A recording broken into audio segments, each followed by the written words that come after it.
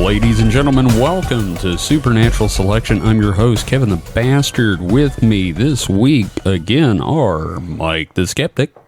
Mike? Hello? Hello. Why are you in my bedroom? Look, let's not talk about this in public. I mean, but you're shoving a microphone in my face in my bedroom. I was trying to sleep. Be glad it's just my microphone. God damn it. Yeah. I want to go on record as saying I'm doing this episode of the podcast under duress. Better than under a bridge. You can't see me, but I'm blinking SOS. Better in duress rather than undressed, I guess. Why am I wearing a dress? You're just so damn pretty. Did you dress me in my sleep? I did. Again. I did. You're just so darn pretty. We also have Mr. David Davis. David, how you doing? I am over the moon. What a segue. No, seriously, I'm over it. Yeah, no, you're all going to be over it pretty quick. We are starting a 2-part series on moon conspiracies. I'm going to say, you better not be over it yet. You still got got this hour and then probably another hour next week. God, yeah, I know. I got to try to find information on my topic. Mike, I know you've got yours. But this week, we're letting David start us off with his always well-researched stuff. And David, what is your topic this week? Well, I am going to be talking about the moon landing conspiracy and various aspects of it, but I just want to point out that we had originally intended to do one episode with 3 theories, and I said, Kevin, look, you know me. I wrote 10 pages on the Krampus. Yeah. We're not going to be able to fit my part into with 3 other parts in it, so... That's true. Yeah, I went ahead and did a whole episode.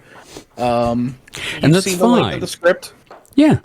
Yep. That's fine. It's fine. It's giving us so much to talk about. Oh yeah. Oh yeah. We've got some strong opinions about this one. But in some moon trivia today, I read a news story about the the Chinese they landed a rover on the far side of the moon. Mm-hmm. So something their little rover has found is that the far side of the moon is covered in holes and is sticky. So it's a teenager's face. Just covered in holes and sticky. Yes. Okay, that's gross. Well, actually, it's just that it's full of more craters, which we kind of knew that. And but apparently the soil on that side's more clingy than the near side. It's wet. Wet moon. Big old wet moon. Ew. Just fucking ew. They call it the dark side for a reason. It's moist. Moist moon. Moist moon theory. I don't like where this is going. We lost like 90% of our female listeners. So I'm sorry to hear you two ladies leave. But yeah, bye, Holly. Bye, Kit. So, you're handling moon landing conspiracy, huh? Uh-huh, yeah, and I feel all the dumber for having dived into this. Oh, yeah, man. I think we'll all feel dumber by the end of this run. Oh, yes, this will be a very fun one, I think, as well, though. But you're going to be upset. Oh, yeah, no, I'm already upset just thinking about it. So, yeah, I guess I can go ahead and start. By all means. Why wait? Just stick the knife in. So I always like to kind of give a shout out to the resources I'm using. Of course. I'm borrowing heavily from a Rolling Stone article titled "A Brief History of Conspiracy Theories About the Moon Landing." It's pretty much what you expect. It's a well-researched article, well-written, worked as a good overview. I have a few other sources that I'm using, including History.com. But if I use any other source, I'll mention it during the spiel you're about to hear. Right. So just, doing my due diligence, doing the research, that sort of thing. And we'll interrupt as we see fit to bring up things and make with a ha-ha.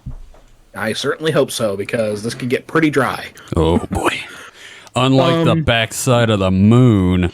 Ooh. That big, wet moon. That moist moon butt. Ooh.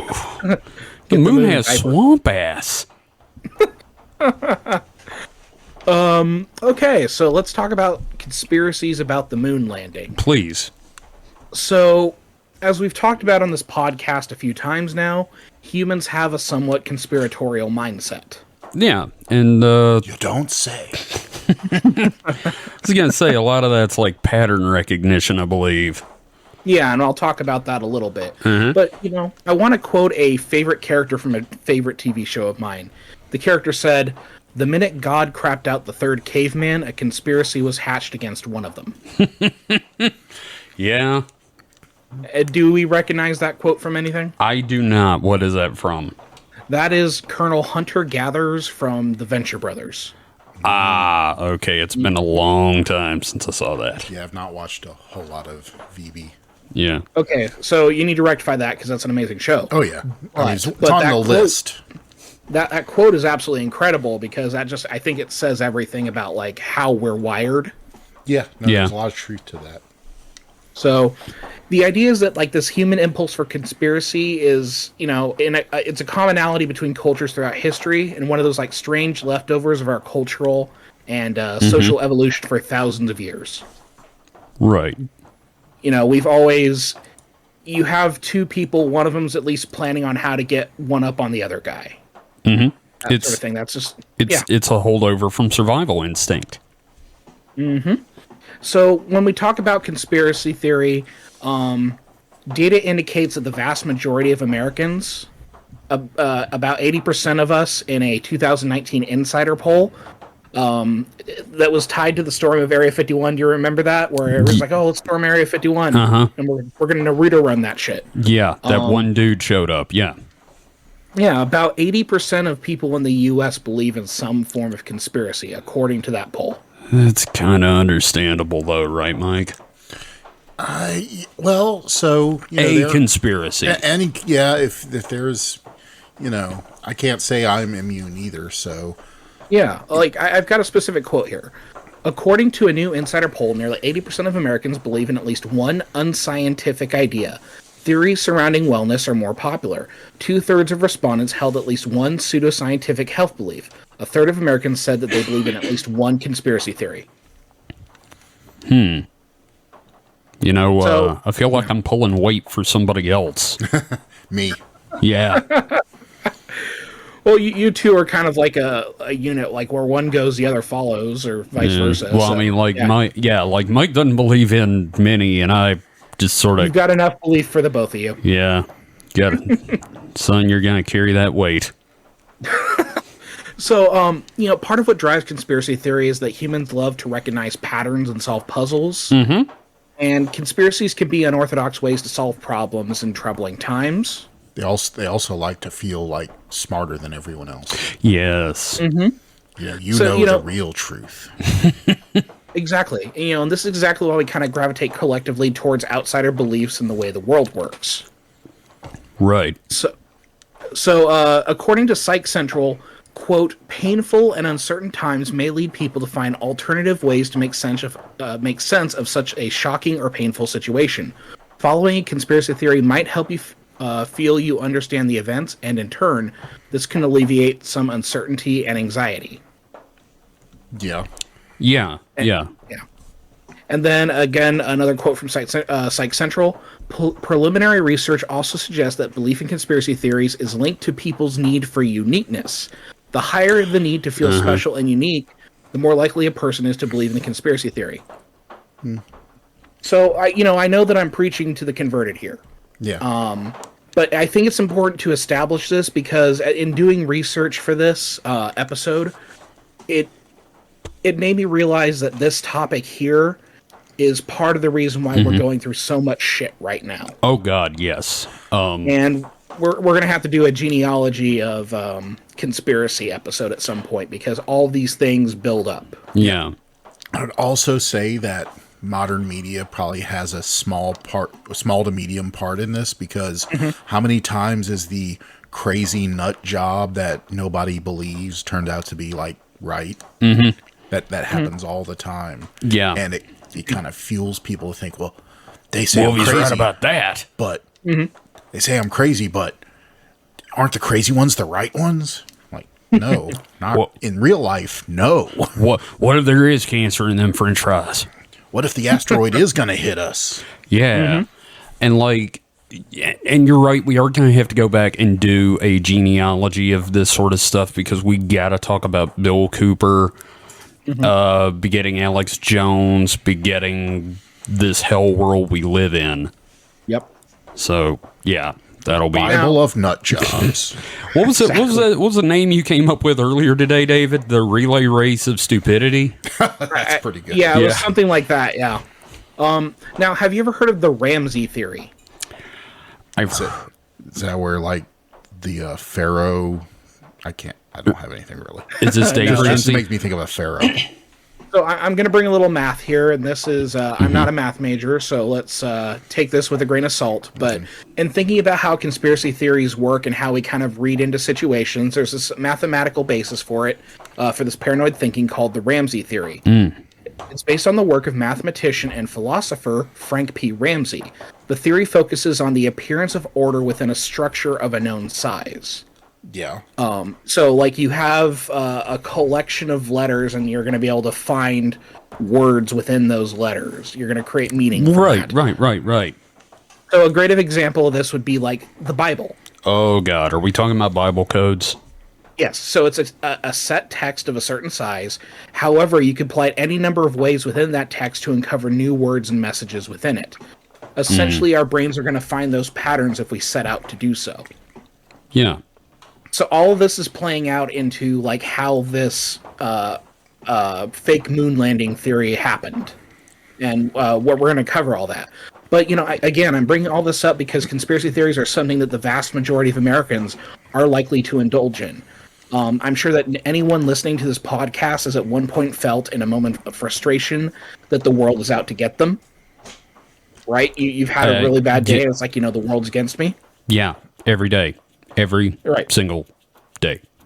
So I'm not intending to like demonize the conspiratorial mindset here. It can be a healthy thing. It can be. But I do want to bring this up because when the mindset is left unchecked and unreasoned, it can result in real problems, which we're dealing with the fallout. And I'm going to say this. I think everyone needs a mic to sit there and pull them back from the edge like Mike does with me. Yeah, We'll eventually make a Mike the Skeptic, like, talky stuffed doll. an app, a mic app. Yeah. Oh, yeah. Yeah. No. Talk you down off the ledge. Yeah. Yeah. It's like, you're full of shit, right? Yeah. It's just a button on the app that when you press it, it goes no. Oh God. I love the idea of a no button with Mike's face on it. But no, I mean, yes, sometimes that, yes, everybody at work is talking behind your back, but most of the time, probably not. Yeah. Well, Yeah, and I mean, if that's the case, then that's your intuition telling you about a situation where there are obvious signs that something's wrong. Yes. That's Right. not a bad thing. That's where the skepticism and that's where the conspiratorial nature is a benefit. But then it goes off the rails. Oh yeah, yeah. Then it Spiral. becomes, I'm gonna stop paying my taxes. Oh yeah, there's a lot I'm of a stuff about sovereign taxes in this citizen. one. Oh God. Yeah, and also I want to point out that like we're in a unique we're not in a unique situation, but like America is in a we hit a point a few decades ago where conspiracy was easy to breed because we definitely sort of lost our innocence as a nation and we lost trust for the ruling parties. I think it's more immediate to us here, but it's happening worldwide, baby. I mean, Oh yeah, no, but I'm just talking about like for to be sort America of first, baby. We get it first. geopolitically centric. I mean, America in the 70s, we definitely hit a point where it's like I can't trust anybody. And we're but- going to be talking about that. Yeah. But I think it just seems that way because we hear our local Yeah. or nationwide news, but Well, no, I mean, I Britain listen- and the 5G towers. Oh Jesus, Setting yeah, no, fire that to 'em, and and- that is all fucking David Icke right there, and Australia is definitely like I know like their lockdown was like super serious and everything, but like there are some very hardcore conspiracies about the vaccine down there. Well, worldwide, there's a lot. Like pretty much Yeah. all first world nations have large, like vaccine conspiracies going on. Well, and I'm gonna say that a lot of this that's going on right now, even in other countries, I think it comes down to theories like this moon landing conspiracy theory. Yeah. Because I think there's like a direct connection. I mean, you have this, and you have the theories that came out of Bill Cooper. Yeah. So And you could really, this moon landing thing, a lot of people, this and flat Earth are like baby's first conspiracy theory. right, and here's another thing: if someone doesn't believe that we landed on the moon, what are the odds that they're going to believe a vaccine works? Oh yeah, no, that's a given. So I could almost understand the moon landing conspiracies because it's a pretty big, it was a pretty big accomplishment. Like in the 60s, the era of, cars were carbureted. They had, it was all completely, mechanical, yet we shot people to the moon. put two dudes on the moon. Mm-hmm. So and we're going to talk about that because that there is some validity to the skepticism. There's totally a reason to be skeptical. And it's something you can't really research yourself. You can't, you can't go up there. You can't go up there. You can't see it with your own eyes. Can get a decent telescope and see it. Not really. No. Okay. The only thing you can do, I mean, if you have a powerful enough laser, you could do the retroreflectors on the moon. Oh, right. Those things. But you can't see, even the orbiters around the moon can barely make out the landing sites. It's just like a dark smudge. Okay. What they should have done is they should have just put a big old hello world across the surface of the moon, and they should have just carved their names in giant letters across the moon. A big old dick. Oh, that too. Oh man, could you imagine? Okay, that's it. I'm going to KC. We're putting dick butt on the face of the moon. So I'm talking about all these conspiracy theory things because I think it's a good background to this, but I want to explore how the fake moon landing conspiracy, one of the sillier and initially one of the more harmless theories out there, has actually had this outsized effect on American society. Oh, absolutely. And I want to hear how this really got started. Right. And, to put it bluntly, this conspiracy that the moon landing was faked has a direct line to today's extremely harmful conspiracies on vaccination, the secret cabal of child blood drinking elite. I should put this cup of child blood down then. The adrenochrome. Yeah. And, of course, falsified election claims being run through a deep state. So, you just got all these, theories that it all links back to. Yep. But, enough about that. Let's talk about the fucking moon landing. Let's talk about it. So, as of 2022, only 12 people in human history have set foot on the lunar surface. Yep. Only 12 people. That's pretty goddamn mind-blowing. And none of them since the early 70s. Right. Yeah. So if you want to develop some kind of way of creating an elite class on our planet, I suggest that this is the metric. Really? Not the Five Timers Club on Saturday Night Live? We're going with the moon landings? Which of us has set a foot on another heavenly body? I think that's the metric. If you're going to, the modern gods, basically. If we're going to make modern gods, I have ridden the mighty moonworm. That's It's like in the actually, just a quick aside, in the Wheel of Time stories in the first book, they talk about stories from the age before the Age of Legends, and one of them is the story of Lyn, who flew to the moon in the belly of a fiery eagle, and it's like, holy shit, that's Earth. Mm-hmm. That's John Glenn. Yeah. Mm-hmm. 10,000 years later. Mm-hmm. Yeah, no, I mean, that's exactly it. And it also kind of speaks to something of the character of the guys, because you think, you think you said elite class, but really, I think only one of them actually went on to do any kind of, politics. Mm-hmm. And the rest of them just kind of were like, hey, I'm done. I'm going to play golf. I think I accomplished something. I think Neil Armstrong stuck around and stuck around with NASA for a while, but not in a astronaut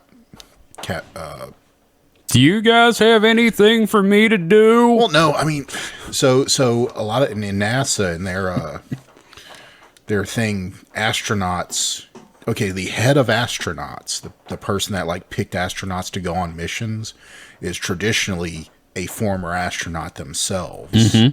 So I think he stuck around and did that for a while. I should have done a little more research on this, but Yeah, it's okay. but yeah, they really kind of didn't use this as a stepping stone to something, you know, quote unquote better. I wouldn't say better, but you know, they didn't More, ride that something pony. more. Yeah, they didn't. You didn't They see didn't like use momentum from this to go somewhere. Except for don't John know. Buzz Glenn. Aldrin, Buzz Aldrin as a spokesperson for BVTs. These underwear got me to the moon. Give me my $3 million. If I walked on the surface of the moon, I think I'd call it like, you know, I'm done. I've accomplished something. I'm good. Yeah. And there's also, you hear about the overview effect, like, astronauts that are able to see the whole Earth kind of, shifts their perspective. Yeah, the whole pale blue dot thing. Like Soviet astronauts, or cosmonauts, I guess I should say. These are people fed with propaganda, but they apparently were some of the most vocal people for working like with NASA. They're like, we need to work together. So I don't know. There could just be something about that. I believe the term is a humbling experience. Yes. Yes. So. Well, and it's also that idea of seeing just how fragile everything is. Yeah. I gotta imagine being on the lunar surface, realizing that there is a thin layer of a few thin layers of like fabric and foil keeping you from your insides turning out. Oh yeah, it's got to be something it fucks with your head, man. Before I continue, though, I just want to point out that my wife came into the room and she wrote down a note because I had said something about setting foot on a heavenly body. She wrote, "I'll set foot on your heavenly body." Man, I'm glad somebody made that joke, and I'm glad I didn't have to do it. It'd be a little weird if you said it to me, man. Yeah. I love you, but Yeah, well, not Eros. a little bit of Eros, but still. A little bit of Eros. So let's continue. 12 men have stepped on the moon and aren't our supreme leaders. So part of the reason why so many theories exist about the moon comes from the commonality of a lack of direct experience with the moon itself. Right. We can see it floating in the night sky, appearing and disappearing repeatedly over time. So there's this quasi-mysticality to it that the vast majority of human history has experienced when it comes to the moon. Mm-hmm. And if you do research, a lot of the earliest religions were either solar cults or lunar cults. Oh yeah, or exactly. kind of both. Yeah, they're the dualities of the sky. I would say in modern society, the moon is vastly underappreciated.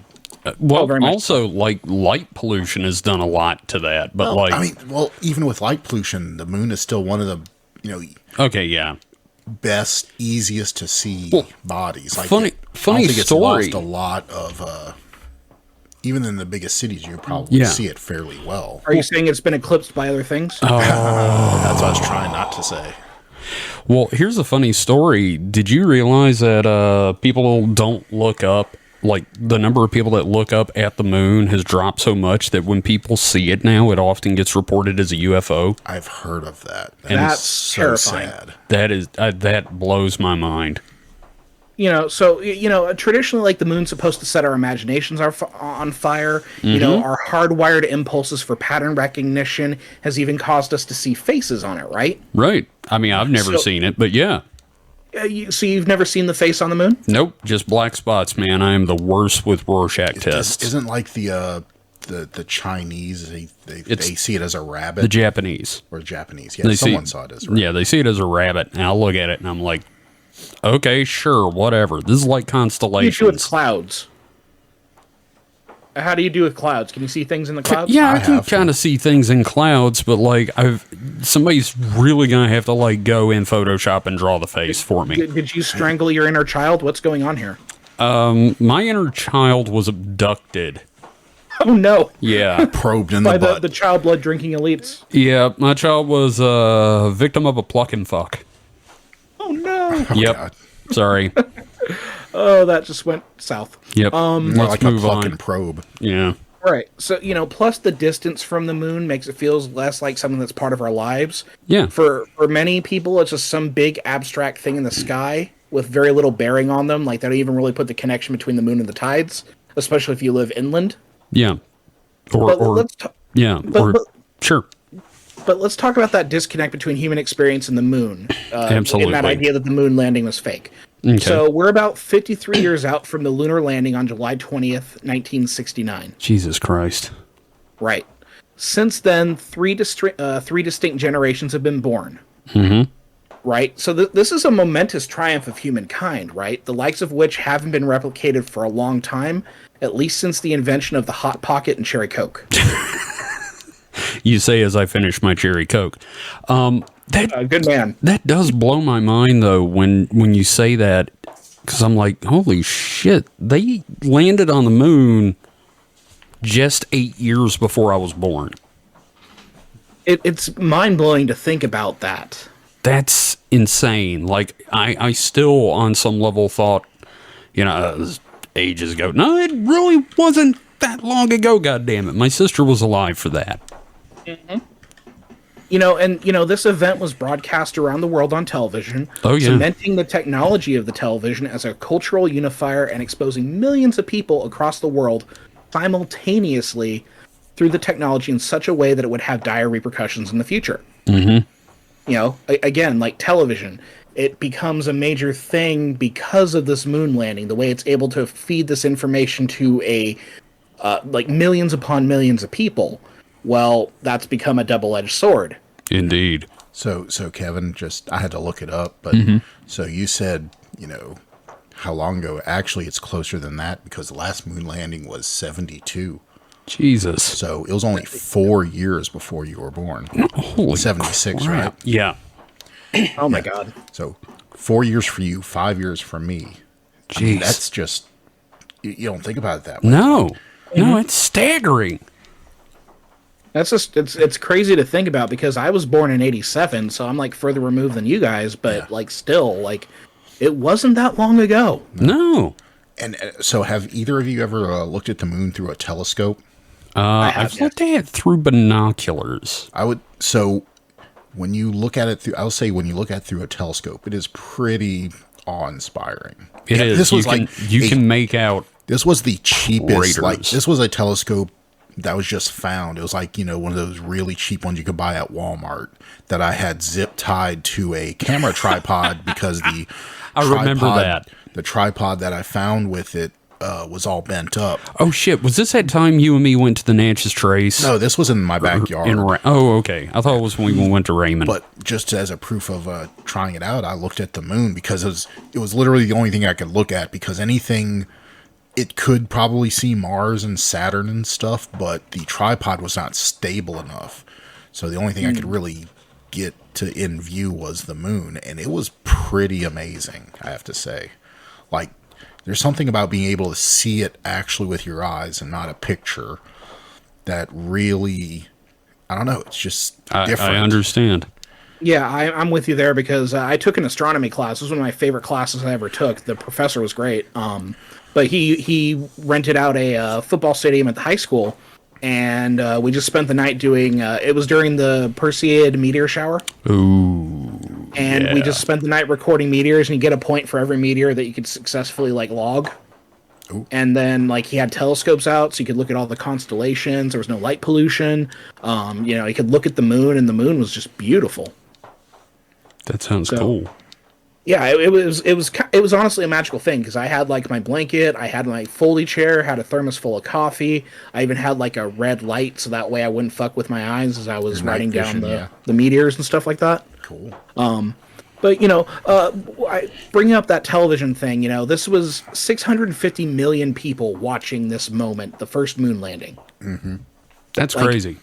That number hasn't been beaten since the wedding of Princess Diana. You'll never get those kind of numbers again either. You probably will. The population keeps exploding. Although, for I mean, the same thing. Yeah, I guess, with the die off of broadcast television. I wouldn't say die off, but the the reduction in importance of broadcast television and the, But it's popularity of streaming means a lot of people are probably like, oh, I'll watch it in 30 minutes or something, yeah. Yeah. There's not the immediateness of live television anymore. So yeah, we have this like 650 million people who see it on TV. Despite this massive audience, however, inevitably come the doubters. Well, yeah, I mean, you've seen the original, like the broadcast footage. It was pretty terrible. Yeah, I mean, it was. Yeah, we'll talk about that. Yeah, Yeah. We'll get to it later. But in this case, our main doubter, the guy I want to focus on, he's often fingered for the origin of the fake moon landing conspiracy, was William Casing. So, as early as 1969, just after the lunar landing was broadcast on television, Casing was already calling bullshit. So, Casing would self-publish in 1976 his book, We Never Went to the Moon, America's $30 billion Swindle. Okay, I just want to throw out there how difficult it must have been to self-publish in the 70s.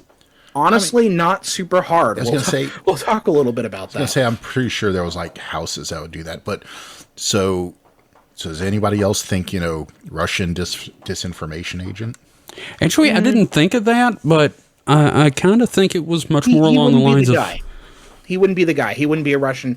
Because I'm going to get into his biography a little bit. He wouldn't have been a Russian disinformation agent because he thought that Russians were full of shit too. Oh, lovely. Yeah. But yeah, his book is meant to explain his position that Americans were gullible assholes and that the government was lying to everybody. Okay. So Casing would go on to claim that all 6 of the Apollo program moon landings were hoaxes. And his claims are fivefold. In his book, he argues that 1, NASA lacked the technical expertise to land on the moon. 2, the absence of stars in the photos and films of the lunar surface indicate a hoax. Oh, that shit. Yeah, I've heard that a lot. 3, several optical anomalies in the photos provide evidence of a hoax. Is this the stuff where, like, the plus sign goes behind it? Yeah, okay. I gotcha. Yeah. 4, the lack of dust clouds and blast craters beneath the landers. All this stuff can be explained, by the way. And then 5, the death of Thomas Barron as evidence of a cover-up. And he eventually would link in several more deaths of astronauts to this larger conspiracy in a very, very distasteful way. Yeah, of course. Here's a question. Did he, like, link it back to, like, what was it, Apollo 1 or Gemini 1? The one that they had the oxygen fire? Yeah, if you're talking about the death of Gus Grissom. Yes. Yes, he ties it back to that as well. Okay. I just want to make sure he had his bases covered. Oh yeah, it's fucked, man. Okay. So obviously most of these claims can be disproven. We'll talk about those specific claims and how they're disproven. But with the release of this book, the die was cast, and the conspiratorial minded had found something that was a perfect conspiratorial vessel. Like people who were like not trusting of the government, which there would be a whole hell of a lot of them in the 1970s. Oh yeah, had something to latch onto. This is all Watergate, right? Right. So, and here's the question, like, how do you prove the moon landing? After all, without going to the moon, how can you prove that people have gone to the moon? What are we going to do? We need to send another rocket up there. We need to send an astronaut there to take live video of, oh, wait, no, that wouldn't work because, you can just fake the live video. Again. There's no way of winning. Yeah. Yeah, no, it's definitely, that's why conspiracies like that, take root is because there's really no good way to debunk them.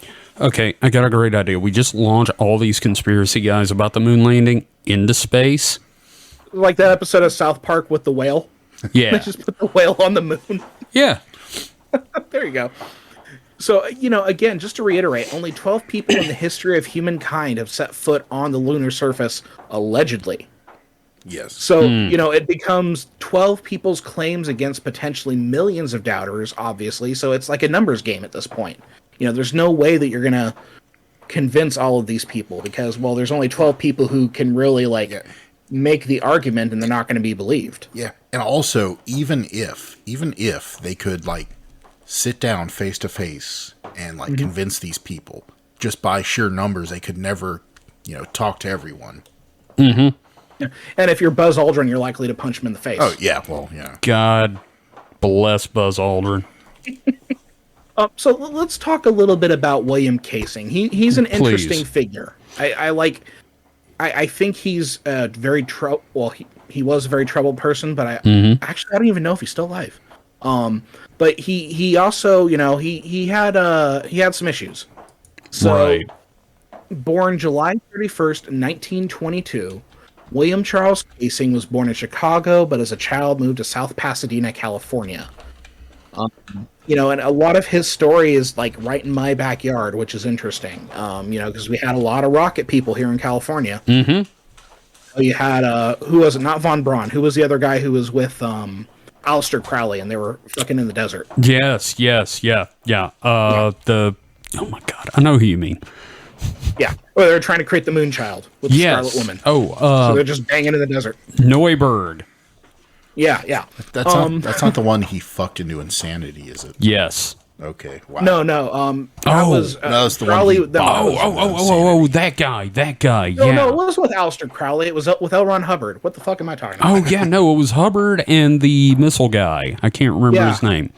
It's easy to confuse Aleister Crowley and L. Ron Hubbard. They have the same shape. And the thing is, they were related, and I don't mean like related. I mean like By blood? The dude that Hubbard was doing the ritual with was a disciple of Crowley's. Oh, so they're Kevin Bacon related. Kevin Bacon related, yes. 6 Also, degrees of Aleister Crowley. yes, I just found out Casing died in 2005 at the age of 82. Okay. All right. So, I just slander slipped that my mind to check motherfucker. when he died. Yeah. Casing, he would serve as a Navy midshipman during World War II. Mm-hmm. He attended Navy Officers Training School. He went to the University of Southern California and earned a BA in English Literature from the University of Redlands, which is like right in my backyard. Oh wow, So he's an educated guy. What educated, stands out to me but is stupid. right. Well, he stands like so far he seems like perfectly reasonable, intelligent here, especially when he starts getting his jobs. So nothing here like speaks to the conspiracy-laden mind he would become. However, that would change. So after graduating high school, and this is one thing that I've noticed about his biography, he jumps around to different jobs a lot. So there's like a restlessness to him. So, after graduating high school, he worked in a furniture factory for like 1 week, said, nope, this isn't for me. And then he went to go work on a fishing boat and got paid in fish.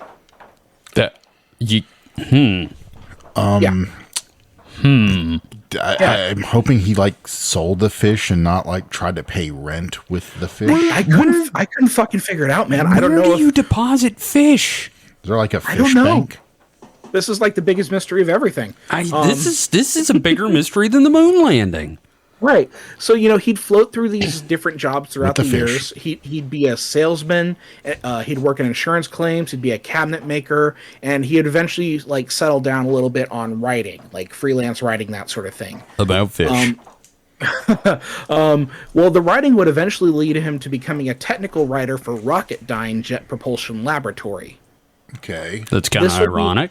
Yeah. Yeah, Well, this would be around 1956. And a technical writer doesn't need to know about the technology. I've done some of this. It's more about being able to put the technical information into readable text because Right. STEM majors are not good at that. Essentially, jargon translator. you're writing copy, and you're Right.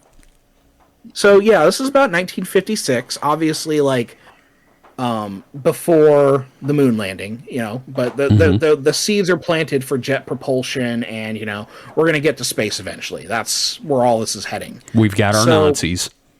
Right. So in 1956, same year he got the job as a technical writer, he'd be promoted to a service analyst position. Do that for a couple years, and then later he became service engineer. And then Okay. in 1962, he became a publications analyst, and he would resign in 1963. So, number one, the date in 1963, obviously they're working towards the moon landing here at this point. But this is before like all the major things kind of like kick off, right? Yeah. So he leaves before like we get to the meat and potatoes of the whole space race there. But the point is that he spent a lot of time at a jet propulsion laboratory, and he got promoted pretty high up, I would say.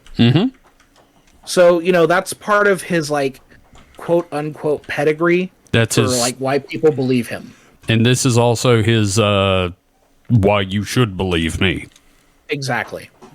So, it was after he retired, something about him changed. We're not sure what caused it, but he began to suffer from chronic anxiety. I'm going to go with a stroke.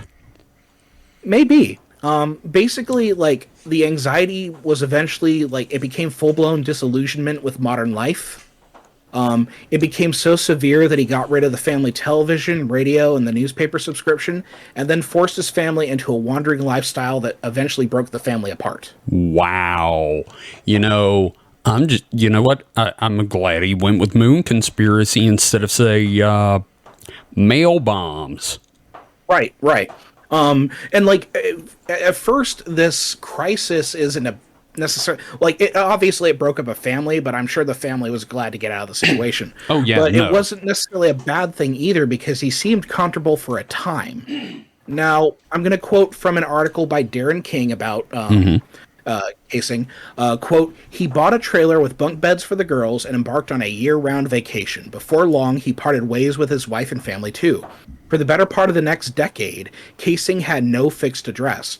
He foraged for food and picked up odd jobs, freelance writing, fruit picking, security, and selling dentistry equipment by mail order. That's interesting. Right? I don't know how you get into that. He would eventually describe this time as having a, quote, rambling, tax-evading lifestyle. I told you, man, you get into this stuff and suddenly it's like, what are taxes anyway? Yeah, I don't believe it. I don't believe in taxes. You know, we're gonna have to do some sort of tax T-shirt because all of our guys we cover like don't believe in taxes. Yeah. Of course not. But I will say I did evade taxes for a little while, but that's just because I was poor, and eventually it was forgiven. They caught up with you. You paid them off. No, And they what? didn't. Well, they sort of caught up with me. I started paying taxes again. They're like, "Hey, you owe taxes, so you're not getting a refund." I was like, "Fine, okay, you can keep the refund. I'll just keep filing taxes." And then one day it was like, "We're good," and it was like, you know, But you didn't oh no, I didn't live on. You didn't Al Capone that shit. No, Yeah. I didn't but I did I was a, what you call it? I was a, quote, independent contractor that I was supposed to pay my own taxes, but I was like 23 or some shit like that. So it's like, nah, I'm good. I'm not going to pay those dirty taxes. They were just lucky. They were just lucky you weren't day drunk all the time. No It's kidding. funny you say you were 23 when you did this because I got something to talk about 23-year-olds and the moon landing later. So let's go on. So he basically Bill Coopered it. Yeah, yeah. And I'll get to that in a second. But, you know, for a time, he would publish work with Straight Arrow Press, who at the time were the publisher of Rolling Stone magazine. Oh, shit. Wow. And his first major book was The Ex-Urbanites Complete and Illustrated Easy Does It First Time Farmer's Guide. So this is a book to tell, suburbans how to farm? Yeah, it's just kind of like, Do you want to go off the grid? Go off grid, Yeah. man. He ended up like getting remarried, and he, just kind of like living off the land, kind of hippie-ish, that sort of thing. Yeah. Uh-huh. And overall, this is fairly harmless. Like, that sounds like a pretty fun book. Yeah. I I mean, it's not the Turner Diaries. Yeah, exactly. It is definitely not the Turner Diaries. So fairly harmless, but then he starts kind of moving into like the conspiracy area. Oh, boy. Now, if you think that William Casing sounds a lot like Bill Cooper, you're not wrong. Yeah. Much like Behold a Pale Horse, which is Bill Cooper's book, We Never Went to the Moon, America's $30 billion swindle, became a foundational text for the rapidly growing conspiracy crowd of the 1970s. So, in writing this book, he used his former access to technical documents for the Mercury, Gemini, Atlas, and Apollo programs. He would come to suggest that it was not technically feasible to land astronauts on the moon and return them to Earth, but got to remember that he left in 1963. I was so gonna of course, say at that time. Yeah. So the Alan Shepard flight was in 61 to give some reference. So he left 2 years after. And let's hear and that's the one that broke the sound barrier. No, right? that's the first suborbital flight for America. Yuri Gagarin's flight was also in 61. Okay, so but yeah, I mean, this is like I don't know. It's 2 years after Yuri Gagarin did the first orbital flight. Right, and and he has a point. Using that information at that time where we were at, there was no way we were going to get to the moon. Yeah, but he left. Yeah, exactly. Speaking of getting to the moon, though, have you seen? You've probably seen The Right Stuff, the movie, right? It's been a while, but yes. What you need to do is you need to see the TV show that they did. It's on Disney Plus, but they're doing a drama series about like the Mercury program. Right. It's quite good. It's a lot of fun. I was just checking it out. I mean, I have seen some of From the Earth to the Moon, so.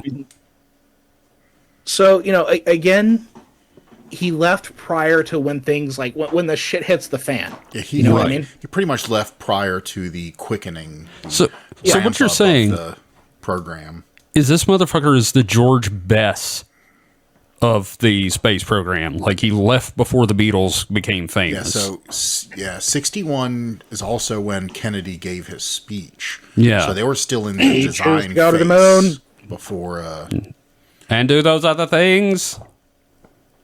Yeah, they were still in design phase and drawing, and so he obviously they hadn't ramped up. Yeah, he didn't start seeing the crazy shit that would come from that. So that's a huge problem with his approach so far. Yeah, right. So, a Smithsonian Magazine article by Roger Lanius, a former Smithsonian and NASA employee, describes Casing's theories quite accurately, stating, quote, his rationale offered poorly developed logic, sloppily analyzed data, and sophomorically argued assertions. God damn. That is like, that's a burn, dude. Yeah, that's like, that is like the most distinguished, nice way to say that this guy is a complete fucking idiot. I mean, shit, I feel called out. That's professional speak for this guy's full of shit. Yeah, I feel shame just reading it. He used the term floppy. Yeah, sloppily analyzed data and sophomorically argued assertions. I think that's the one that hits me the hardest. Oh yeah, God, this sounds like when they threw the Ghostbusters out of college at the beginning of the movie. That's saying that a high school debate team could probably take his reasoning apart. Well, that is exactly it. That is such a good diss on this whole thing. Holy shit, that's man. Of course, that's someone in the establishment. So the people that are following behind, they're in the conspiracy. Former NASA employee, sure. Mm-hmm. What does NASA stand for, David? I'm sure there's a joke here. Never a straight answer. Oh shit. Well, that's probably comes from this whole conspiracy. Yeah, there you go. There you go. So here's the thing about the moon landing, conspiracy that Casing started. It's probably a joke. It started as a joke. So I told you that he eventually got a new wife. Her name was Ruth. While he was on his travels, he befriended a one John Grant, an unhoused heroin addict and Vietnam vet. Okay. So he's a bit of a character. Yeah. Grant, according to the Darren King article that I referenced, suggested that Casing could write something outrageous, quote, like we never went to the moon. Oh, shit. He did it on a dare. Fucking smack addicts. Yes.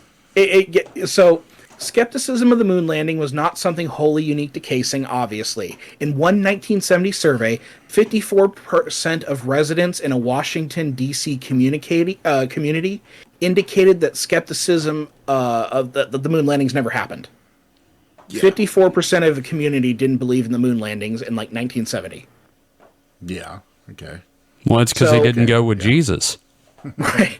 So in 1974, the same week Nixon resigned, Casing signed a deal to write We Never Went to the Moon, originally intending it to be a satirical novel. Really? You know what this is sounding like? The Book of Mormon. That it was, gonna, it was going to be a fantasy book, and then he is like, wait.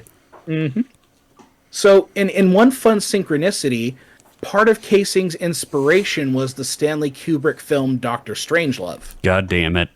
And we're going to talk about Stanley Kubrick when we talk about the conspiracy. Yes.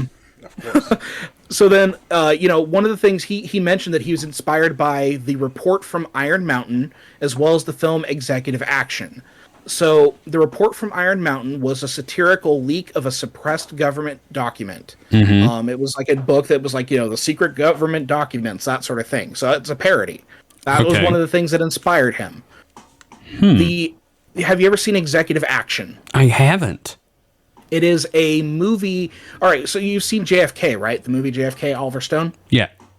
It was basically just JFK, but made in the 1970s. Oh, okay. It was a film that was so controversial, it was pulled through from theaters like the week it premiered. Holy shit. Yeah, and it was about the Kennedy assassination, and it posited that there was a government conspiracy to kill Kennedy, which is like really crazy to have that like in 1970 something. Yeah, like that soon afterwards. Yeah. So, despite the intent of the book as a satirical work, Casing found himself drinking the Flavor Aid and would come to believe his own claims. Thank you for saying Flavor Aid, by the way. Yes, I have that as a pet peeve. It was not Yes. Kool-Aid, it was fucking Flavor Aid. God damn it, y'all. He was not putting forward that extra 3 cents for Kool-Aid. You got a cult to run. You run those on pennies. Yeah, no. You take care of them pennies, them dollars take care of themselves. So I just want us to take that in that like what started as a joke, what likely started as a joke, became one of the most influential conspiracy theories in American history that is still haunting us today God. and is probably a direct connection to all the other shit we're dealing with right now. Fuck. It's horrid to think about. What? Yeah, I mean, I can't, you can't lay it all at their feet, but it's definitely kind of given, I don't know, I wouldn't say fertile ground. gave it a boost. It enabled, maybe? Well, and here's the thing. I like that you point that idea of enabling because part of the issue is like this was in the 1970s. The 1970s is one of the darkest decades in American history, and conspiracies run rampant in the 1970s. I have in my outline here, shit was popping in the 1970s. Oh, yeah. Yeah. So, I make the claim that like the 1970s, with the exception of the mid to late 1960s, might be the most influential period of time in modern U.S. history. I understand that this is kind of controversial with the fact that the bulk of the history book civil rights movement ran through the 50s to the mid 60s. But I argue that the direct grappling with these issues in the 1970s, that kind of aftermath, combined with the political intrigue of the Nixon administration, several assassinations, the legacy of the Vietnam War, and the awakening to the darker side of world power would have a more profound effect on the American psyche. Oh, yeah, no. The 70s were when America sort of woke up to a certain level of reality it wasn't okay with, I guess. Yeah, The well, 70s is when America's dog died. I can see that because, the 60s was getting over, was enabling civil rights, and then the 70s is kind of like there was a lot of people. So there's a video I saw today that's basically because Martin Luther King Day was just a couple days ago, and it basically said that showed a clip of Martin Luther King like in the speech right before his assassination was saying that a lot of white people stood with them in Selma and stuff like that. But they did it more for they didn't for the injustices of people of color being beaten and stuff like that. But they weren't necessarily in line with them for the full civil rights. Right. And and that's the thing is like, And so- okay, if we say that like the civil rights movement like succeeded, and put that in like big emphasis quotes and italics. Like it Yeah. succeeded at the end of the 1960s. The 1970s is when it has to be put into Shockwaves, practice. the waves just spreading out and having to deal with it and live with it. Yeah, and Yeah. it's not a good time in the 1970s. A lot of turmoil. You know, and here's the other thing about the 1970s.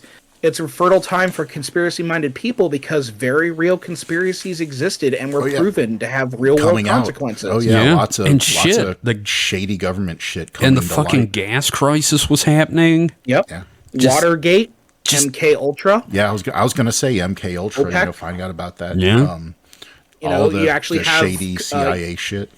you know, with OPEC, you have like governments like controlling through an oligarchy, like the distribution of a natural resource that everybody needs. So all of this conspiracy shit is actually happening in the 1970s. And then you've got like them trying to renegotiate the Gaeti Treaty about how many humans can be abducted from the United States with the I'm sorry, let me move on. Oh no, I'm with you there. That's Okay. very real. So, you know, the very real conspiracies of the 1970s, in conjunction with general growing distrust of government institutions, primed many Americans to look to conspiracies for answers. People like Bill Cooper and William Casing would become the foci for the search for meaning in an increasingly darkening world. So, just how weird the moon landing conspiracies would get, however, nobody would have expected. But before we kind of get into that, I want to talk about I want to debunk some of those common reasons people believe the moon landing was faked.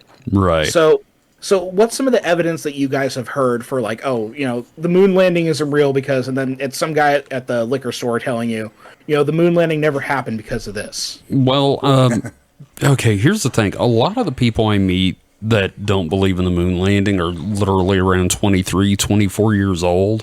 And We'll they're talk about that. Yeah, and they're very far removed from it, but they just don't believe it was scientifically possible to do it back then. They were like, oh, sure, we could probably do it now. But the reasons that I've heard are, like you said, no stars, why is the flag waving? There's no dust. Well, that's the evidence for it. That's not quite the how, but Okay. The Van Allen quote-unquote belt. proof. Yeah, the Van Good that you're Allen bringing belt. up the evidence, though. Yeah, but yeah, the Van Allen belt is one of the biggest arguments I always hear. And then of course, we had to beat the Soviets in the space race, right? Because they were beating us and all the other elements of it, all the other steps, right? So yeah, I mean, let's talk about some of those examples of the evidence, and let's talk about some of those reasoning. So let's talk about the issue with the rippling flag. And it's one of those things. It's like when you understand why the flag was rippling, and you look at the flag, you see, oh, okay, I see why that's the case. Yeah, go ahead, tell me, you government shill. So they're depositing money in my PayPal account as we speak. Okay, good. I just want to make sure you get your money. What, you're getting your money now? I'm not getting my money till after this airs. It's my money, and I need it now. So, the rippling of the flag is the result of an issue with an extension of a horizontal rod that is in the flag. Right. Because the horizontal rod did not fully extend, it creates creases in the flag, which is why it looks like the flag was moving in the photograph. It's as simple as that. And if you look at the flag, you can actually see where the rod is, because the flag has a very distinct rounded shape across the top of the flag. I mean, how else is going to stand up on, The moon. anywhere? Exactly. Look at the flag on Earth. A flag on Earth's not going to stand up like that either. Yeah. Unless there's a wind. So yeah, if you wanted a flag to always be, stretched out on Earth, even you'd have to have a rod. So what you're saying is that it wasn't the air conditioning. It was farts from the dark side of the moon. Okay, dark From the moist side. From the moist side of the moon. Dark, moist farts. Moon All right. farts. Moon farts. Gotcha. A little dose of cheese for you. You'd also think that, if they're faking it, they would take, air movement into consideration. My thing is, if they were gonna fake it, they would have faked it better. Right. Yeah, I think especially if Stanley Kubrick was I attached swear to it, to you know God. what I mean? I think a moon landing fake would look a lot better than what we got.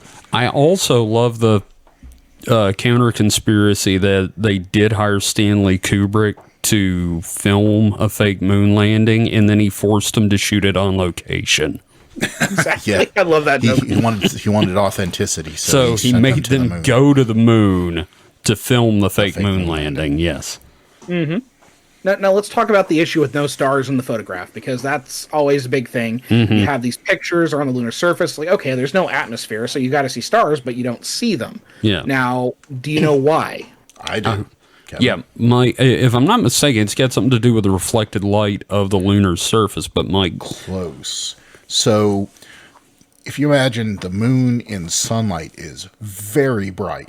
Like, Well, you know, it shines in the fucking night Yes. sky. yes, so Brighter than me with my shirt off at night, yes. they had fucking gold tinted visors, like, and I'm not talking like just tint, like it was actually vapor Gold. deposited Yeah. gold on it to, you know, basically be the baddest ass sunglasses ever. It was basically to prevent snow blindness on the moon. So, yeah. so the film they were using was actually a very fast film because it's so much light. You don't need a, you know, big long aperture to Yeah. capture those images. So Yeah, so the exposures anybody that were knows very anything, short. anybody knows anything about photography knows using yes. fast film with a short exposure time.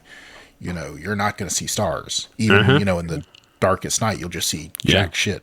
Yeah. Yeah, even on Earth. If provided like an exposure that fast with objects that are that Even with bright, then yeah, nothing you're not else- going to see stars because they're too dim. Yeah. And even with nothing else bright swamping out the frame, you'd see nothing. Yeah. Exactly. So that's exactly it. Again, easily explained. Now, I'm detecting a pattern here. I have one question though. Why was there no dust clouds? I don't have the answer for that one. I assume Mike does. So, Mike? So, I've not heard a explanation that It's I can all fake. remember. But It's all fake. He's so- got no answers. It's all fake. No, it's not no answers. It's some conjecture, Okay. but it's going off of, you know, my internal logic. Is that there's no air, obviously, or very, very, very, very, very, Right, very, right, very right. little. There is a little bit of atmosphere on the I moon, mean, they did surprisingly, kick up some dirt in the footage. So, I mean, But so, you know, the when you kick up dirt on Earth, it stays aloft longer because of the air. You know, air currents Right, keep it up. right. And on the moon, there's none of that, so it falls faster. Yeah. Back to, you know, the hammer and the feather, you know, drop test. Yeah. The dust is just going to come right back down. now next Yeah, week Mike we're going is to talk exactly a little right. bit about that. Because Buzz Aldrin even comments during like the touchdown that you could in the descent footage, like there, you know, there is dust, but it doesn't drift because it like fucking falls immediately back to the surface. Right. Now, as for the craters, the reason why is because again we are in a void. The exhaust jet rocket, you know, it fans out into a wider shape, so it distributes the thrust in a larger area, so it doesn't create a concentrated burst of thrust that results in a crater. Right. And also the quote, I guess you would call it the topsoil of the moon, the top layer, was a lot thinner than they expected. That's true. Because one of the things is the lunar lander, it had, at least the first one, I don't know about the subsequent ones, but they had if you'll ever look at them, like they have that kind of plate looking foot, but off of that they have a longer, looks like an antenna that's coming down. That's kind of a contact sensor, but it was also to like see, you know, how deep the, Right. you know, Yeah, because dirt there was a lot of they were worried that they would literally sink because they thought, you know, if eons of meteor bombardments it'd could just have be just covered in just sand, this basically. very fine, you know, deep, like 2-3 meters deep of moon dust. So they Well, were, and then that's one of the concerns. Like, if we're going to go back to the moon, they have to account for that very, very fine dust because that can do damage. oh, to- that dust is also like razor sharp. Yeah, it's with dangerous. no erosion mechanisms on the moon. The dust, you don't want to breathe that shit. It'll like cut your lungs. It's- like billions of It's little literally razors. billions and billions of razors. Well, but I know not to take my helmet off when I go to the moon because I don't want to get that thank dust in my lungs. God. Well, it's not only that, because they actually brought it back into the capsule with them because it was like all over their Yeah. their, Oh, fuck, space it's suits. razor rocks just floating around in zero Yeah, in gravity. In fact, the designs for the future moon suits, one of the things they have is like where you get into them and out of them, like through the backpack.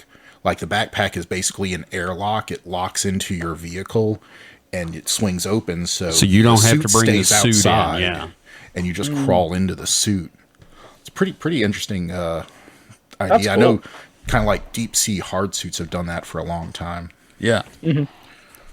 Now, another one of those bits of evidence that's always presented by a moon landing denier, the shadows seem wrong. That there's like things that are in the shadow seem to cast shadows themselves.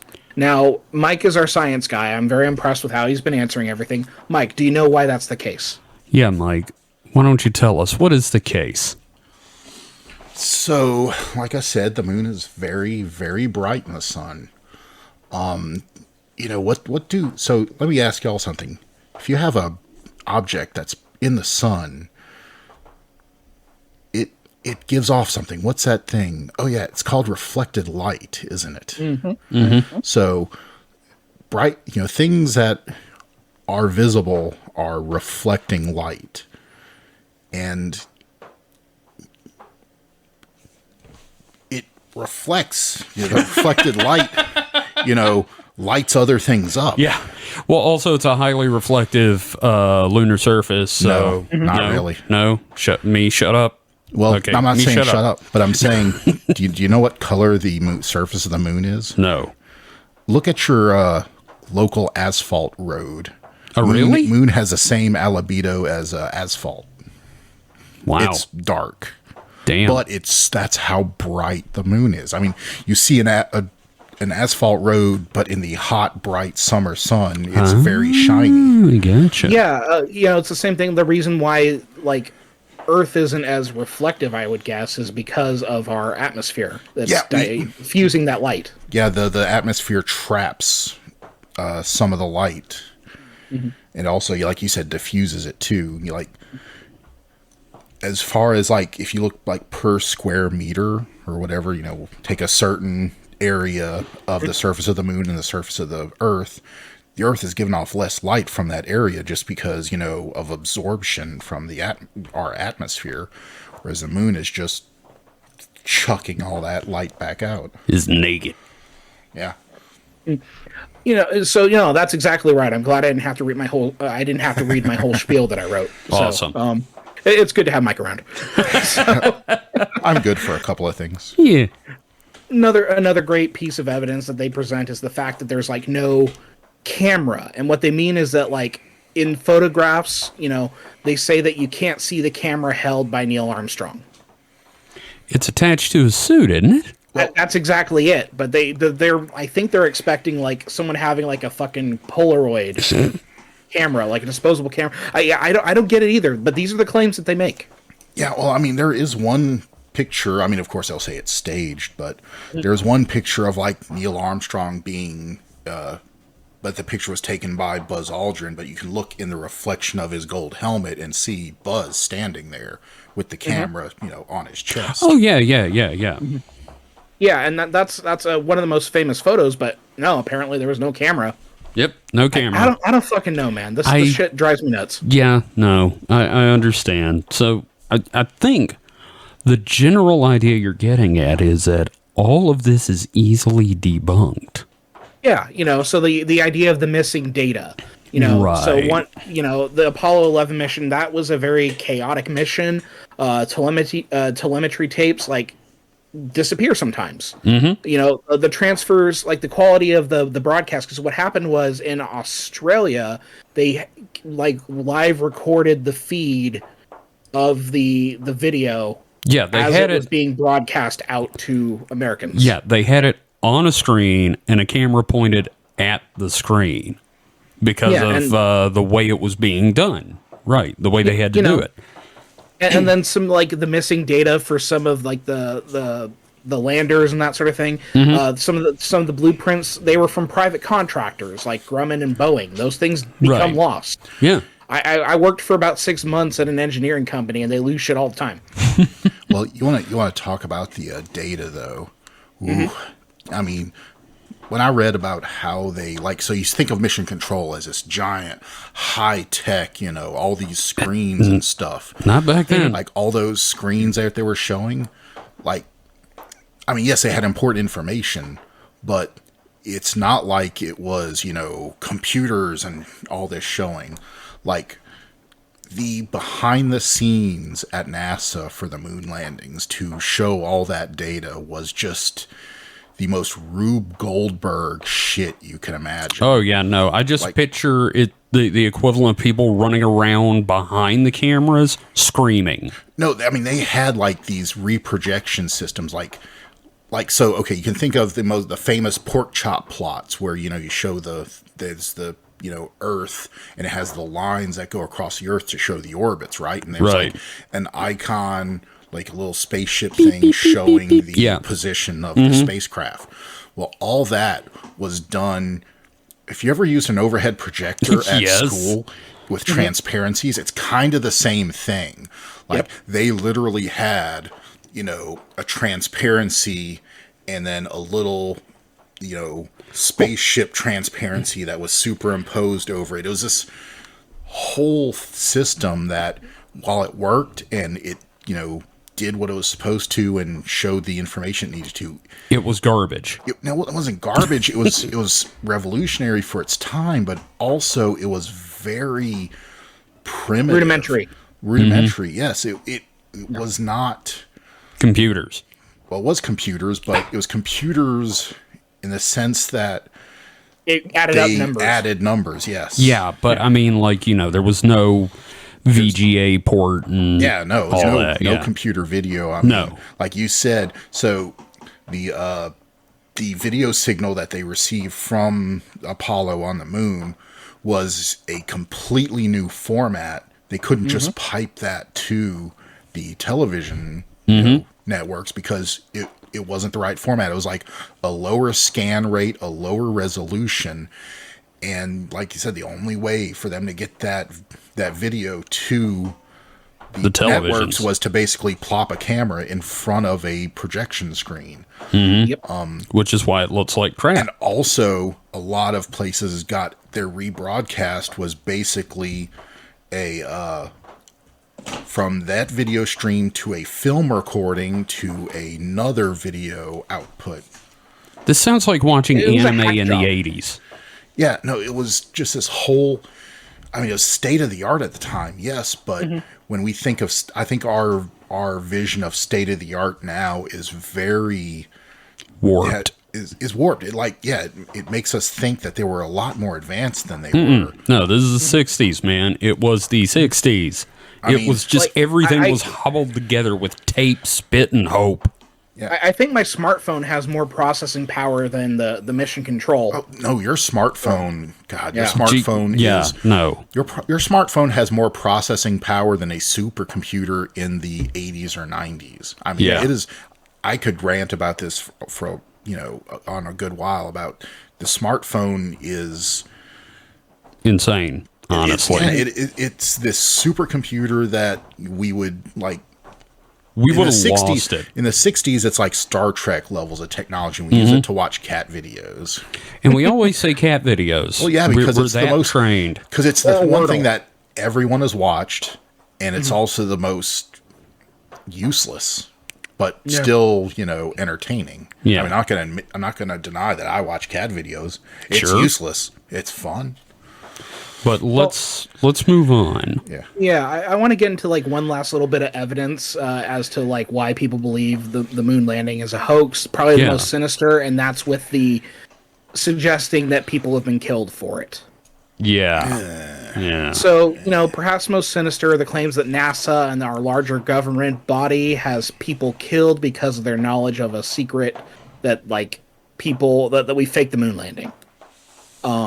So one such claim is that NASA technician and safety inspector Thomas Barron was murdered because he was going to reveal the moon landing was fake. Adding fuel to this conspiracy is a reported disappearance of Barron's 500-page report of the Apollo 1 fire. So, again, coincidence, shit gets lost.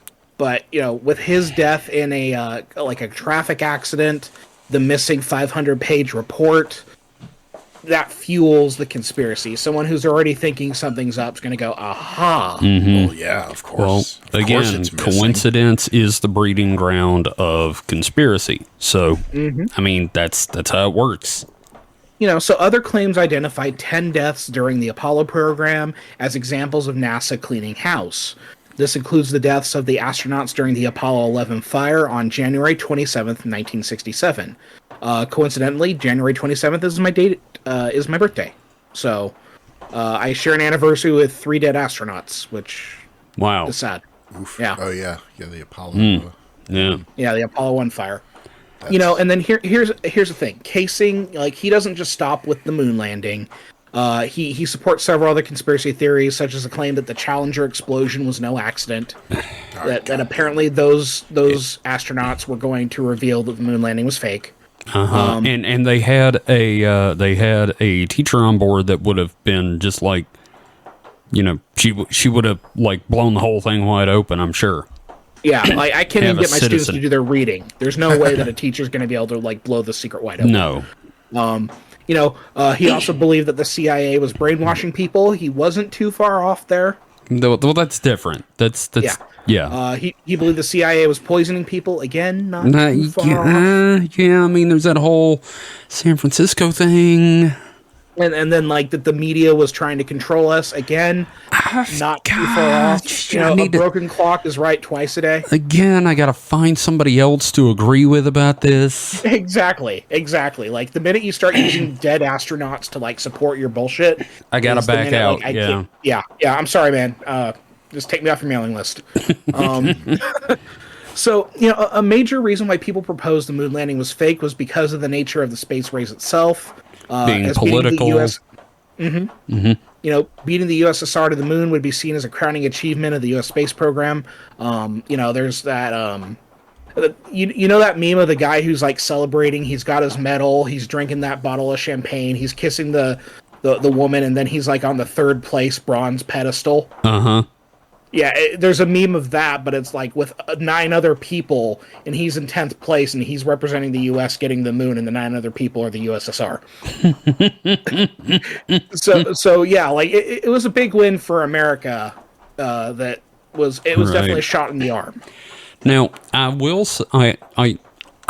say, sorry, my southern accent came out. I was just going to say, I will say that one of the things they've said is the reason the USSR never got to the moon and their space program hasn't worked out is because you can't actually do it because America didn't actually do it. And I'm like, yeah, sure. Nothing to do with the political environment, lack of money, people starving to death. And then there's a thing about the radiation belt. It's the Van Iver belt. Van Allen belt. Van Allen belt. So there's all these different reasons, all of which can, if you're able to sit down with a person and talk to them and get it through their skull, they'll go, okay, I see your point. I'm not going to believe you, but I see why you believe what you believe. Right. One of the oddest wrinkles to this whole thing is how Hollywood gets involved. Oh, good. So there was a movie about a mission to Mars that would sow more doubt into the legitimacy of the moon landing. Capricorn 1. Starring O.J. Simpson. Yes. I was going to do. I'm just going to barrel through and read my thing. Okay, I'm sorry. No, it's okay. I'm so excited you brought it up. Capricorn 1 was a 1978 thriller about a faked Mars landing conducted by the government. It features Elliot Gould, James Brolin, Sam Waterston, Hal Holbrook, Telly Savalas, and future murderer O.J. Simpson. That's great. So, obviously a movie about the faking of a space mission absolutely fired up the conspiracy theorists. Oh, of course. Yeah. So the writer-director of Capricorn 1, Peter Hyams, did not outright claim that the Apollo 11 landing was faked. but he was inspired by a level of perceived artifice regarding early missions and how they were shown. So I'm going to quote him here because this is very interesting. Okay. However, there was something on the news about a space flight. They would cut to a studio in St. Louis where there was a simulation of what was going on. I grew up in the generation where my parents basically believed it was on. If it was in the newspaper, it was true. That turned out to be bullshit. My generation was brought up to believe television was true, and that was bullshit too. So I was watching these simulations, and I wondered what would happen if someone faked a whole story. So, I mean, he does have a point. You can't trust everything. Yeah. But he's drawing the wrong conclusion here. Like, he has the numbers. He's got the answer 5, but he's adding like 3 and 4 to get 5. And even though 5's the right answer, somehow he has a point, but he's also misguided in a sense. He's off base, but he's not wrong. Right. Yeah. Like So, that you know, meme. part of the reason the movie was even greenlit was in the wake of the Watergate scandal, where like Americans were primed to believe like conspiracy shit. It's like, oh shit, like, hey, look, we got a president who's leaving. There is a big conspiracy. Maybe people would want to see a movie about a conspiracy. Oh, yeah. Right. The disenfranchisement of Americans after like Vietnam. Yeah, and and the thing is, the film and the footage of it are still used for illustrating claims of forgery regarding the moon landing, even today. Like they're still using footage from that movie. However, this was not the only bit of Hollywood that would play out in this conspiracy. We're going to get to my favorite bit. Yes. Let's talk about the Stanley Kubrick theory. Let's do that. Now, to say Stanley Kubrick's 1968 masterpiece, 2001: A Space Odyssey, revolutionized the portrayal of space in film is an understatement. Oh, yeah. The film, for its time, was one of the most scientifically accurate portrayals of space with incredible attention to detail, as is common in the work of Kubrick. Like, the guy has an eye for detail. Oh, Even yeah. if he makes mistakes, those mistakes are on purpose, like in The Shining. The film was so authentic that many conspiracy theorists developed the idea that maybe Stanley Kubrick had directed the moon landing broadcast for NASA. Here's the thing. I get that, Just saying. I get I'm just that. going to say NASA couldn't afford Kubrick. Oh, God, no. Jesus Christ. But, this realism that inspired this theory, it comes from the fact that Kubrick did his research, his research, because I've looked at Kubrick documentation for The Shining, and the copious amount of notes and illustrations that he does. The dude does his fucking research. Oh, yeah, no. He obsessive. Obsessive is a great way to describe Kubrick. He also hired actual astronomical artists and aerospace engineers to ensure he got things right. Believe it or not, he actually consulted people who knew their shit. Yes, no, I mean, that's the thing about 2001. If you watch it compared to other science fiction films of the time, 2001 feels authentic. Yeah, and it's down to all those little details. Like, for example, the spiraling room. Because there's a logic to it. It makes sense why the room would be spiraling like that. So all of this is fuel for that. Yeah. So that theory has existed for a long time. Oh, yeah. It's recently picked up steam, however. So around 2015, clips of an interview with Stanley Kubrick where he reportedly admits to filming the moon landing circulated online. This clip, however, is devoid of context. So this clip comes from a documentary by T. Patrick Murray titled Shooting Kubrick. And here's the most insane part. The interview is not with the real Stanley Kubrick. What? It's with an actor. What? T. Patrick Murray never interviewed Stanley Kubrick. And if you look at the actual footage, it doesn't even look or sound like Stanley Kubrick. Oh, wow. Yeah, but this thing gets spread on fucking YouTube. And people are like, oh, see Stanley Kubrick talking about how he faked the moon landing. And it's like, oh, what the fuck? It's upsetting. Yeah. That is And that's floating around since 2015. You know, I've got some footage of someone going into outer space that was faked that you might find interesting. It's called Fraggle Rock. And this character called Traveling Matt goes out into, quote, outer space. You might enjoy it. So I really, really wish I had watched this video before we recorded, because I just thought of it while we were talking. There was a video I watched several years ago. I linked it in the Discord if you want to throw it in like show notes or whatever. But it's by writer director S.G. Collins, who basically deconstructed the filming hoax, like how basically the technology of the time wasn't good enough to, do it in any,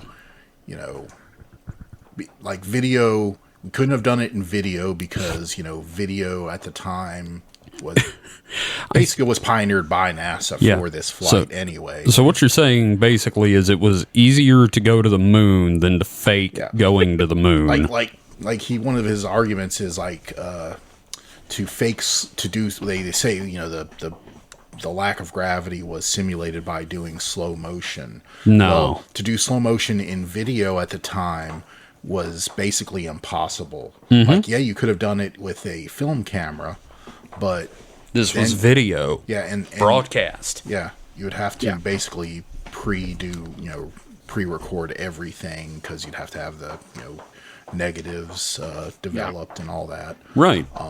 Just down cranking video was not possible. Yeah. And but it's a great couple of videos. I really wish I had watched them, but yeah. Well, we'll put a link up in the show notes. Yeah, and I have all of my articles linked in the outline, so we'll be able to throw those links in there as well. Absolutely. You guys I'll get those. But, let's move into our final section here. We're coming to an end. Okay. Let's talk about the fake moon landing today. Mm-hmm. Now, wait. What if I were to tell you? What people think about the moon landing today. Yes, got confused. We've not gone back yet. You're talking about they faked it last week, really? Retroactively faked it. What if I were to tell you that there are people in the year of our Lord, 2022, as in 22 years into the 21st century, that do not believe the moon landing ever happened? I completely believe that. Believe you, unfortunately. I know some. So, an Ipsos poll in 2019 surveyed Americans with the question, quote, "In your opinion, do you believe the U.S. successfully landed a manned mission on the moon in 1969, or do you believe the moon landing was staged?" Now, 6% of total respondents believed to some degree that the moon landing was staged. The most shocking result was in the millennial age group, where 11% of those surveyed believed in the staged moon landing theory to some degree, with Gen X having about a 6% belief and boomers with about a 3% belief in this total sample. See, you mentioned earlier that we're like 3 generations out from the moon landing now. Mm-hmm. And to some extent, that kind of, that's part of the reason. I mean, because, for us, me and Mike especially, growing up, the moon landing was shit that happened. It was history. Mm-hmm. World War II is history. But these millennials and and whatever the next generation is, I don't know. Mm-hmm. It's ancient history, man. Well, and that's why you have millennials and Gen Z now who are saying they don't believe the Holocaust was a thing that happened. I was just about to say that. Is that it's not, just the moon landing, because a lot of, I was going to bring up the Holocaust, that almost 1 in 10. And part of the reason is distance and not living in the aftermath of it. Yeah. I mean, technically, yes, we're always living in the aftermath of it, but it was much closer. World War II, when I was born, was 30 years ago.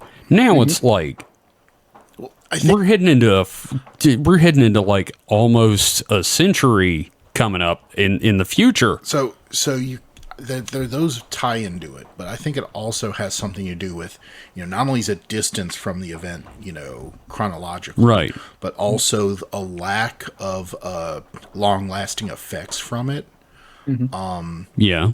and probably also lack of people that and trust having been affected by it.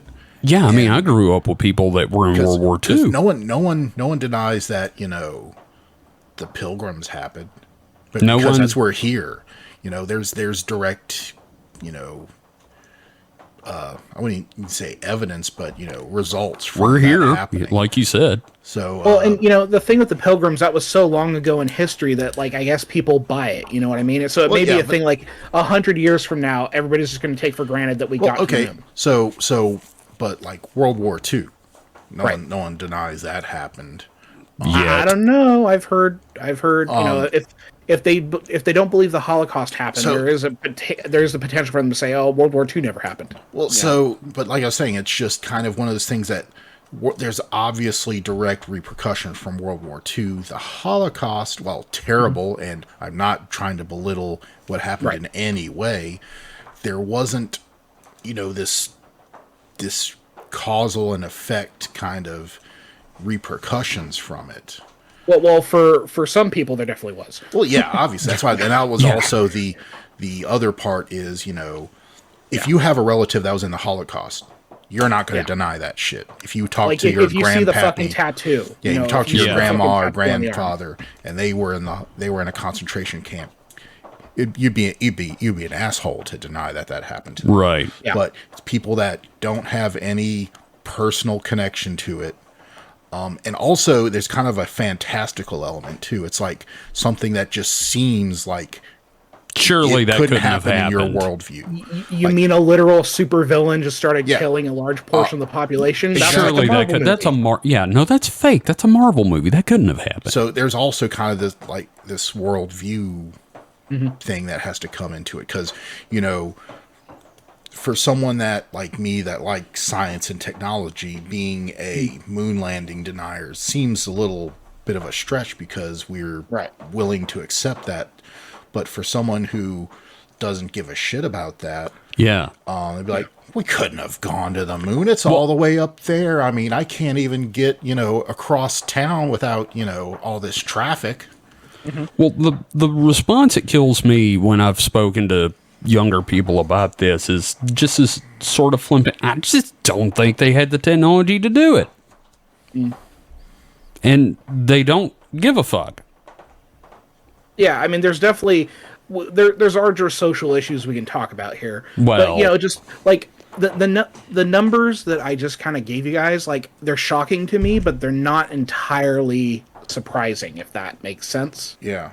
No, I get you. And it's certainly an improvement over NASA's reputation in the 1970s, where some polls indicate up to 30% of respondents believed to some degree that the moon landing was a hoax. So NASA's doing pretty well, all things considered. Yeah. Mm-hmm. Well, you know what else isn't helping belief in the moon landing is fucking History Channel.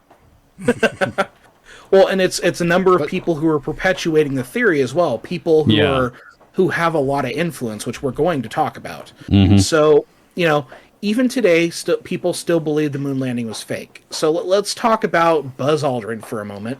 He does not believe the moon landing is fake.